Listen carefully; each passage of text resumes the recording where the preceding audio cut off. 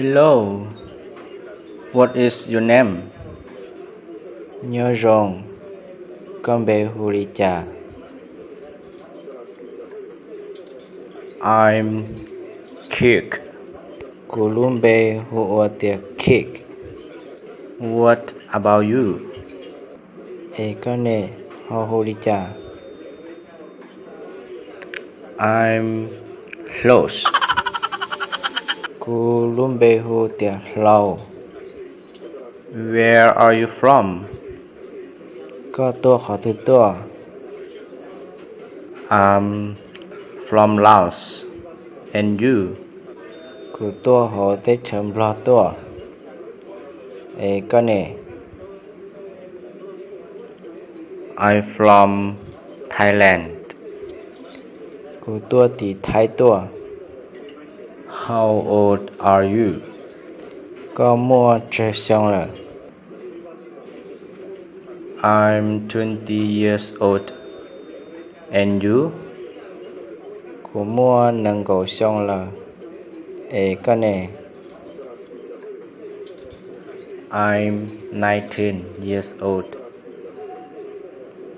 Nice to meet you. Của mua cầu chua xong.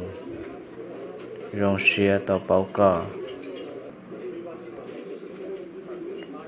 Nice to meet you too. Rong xia tàu báo cờ iya thia. Hi, Kick.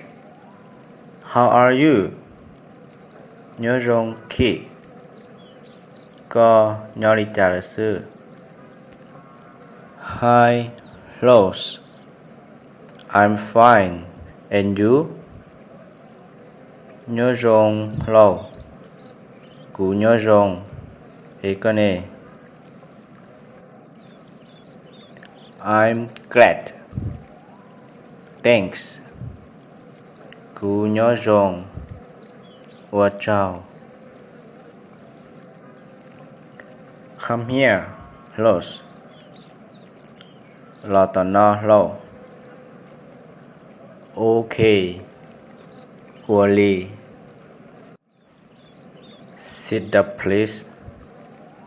Chờ rồi. What do you come here? Có tôi đã trên the no. I come jogging. Của tôi kiểu oxy. And you?